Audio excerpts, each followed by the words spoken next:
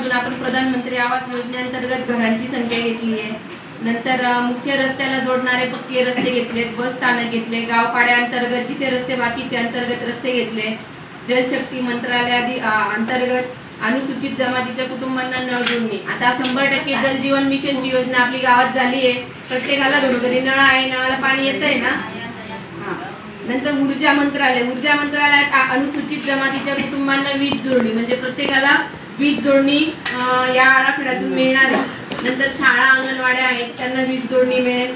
नवीन आणि नवनीकरणीय ऊर्जा याच्यामध्ये काय आहे, अनुसूचित जमातीच्या कुटुंबांना सौर ऊर्जेद्वारे वीज जोडणी, म्हणजे प्रत्येकाला सौर ऊर्जेद्वारे वीज निर्माण करून म्हणजे आपलं जे लाईट बिल आहे ते कमी कसं होईल आणि जे सौर मार्फत म्हणजे जो आपला सूर्याच्या किरणांपासून किंवा सूर्याच्या उन्हापासून जी ऊर्जा तयार होईल त्याच्यावरून जी लाईट तयार होईल ते एक आपण घेतलेले आहे। नंतर ग्रामपंचायत शाळा अंगणवाडी समाज मंदिर करता सौर ऊर्जेची वीज जोडणी घेतली।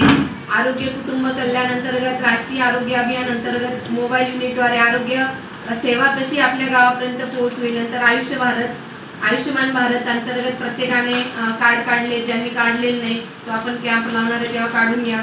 नंतर महिला आणि बाल विकास मंत्रालयात पोषण अभियान अंतर्गत नवीन अंगणवाड्यांची उभारणी करणे, पोषण अभियान अंतर्गत जुन्या अंगणवाड्यांचे बळकटीकरण करणे।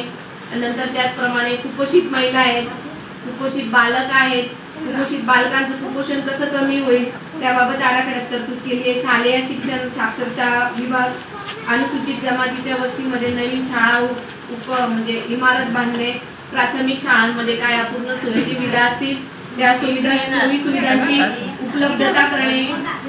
नंतर राष्ट्रीय आयुष अभियान अंतर्गत शाळांमध्ये पोषण वाटिका म्हणजे परसबाग वगैरे असतील अंगणवाडी त्या आपण तयार करणार आहे। अनुसूचित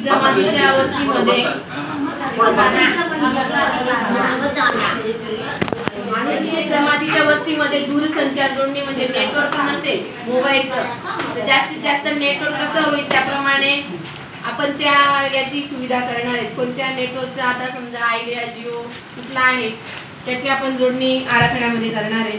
नंतर कौशल्य विकास आणि उद्योजकता अनुसूचित जमातीच्या वस्तीमध्ये कौशल्य विकास केंद्राची स्थापना करायची। याच्यामध्ये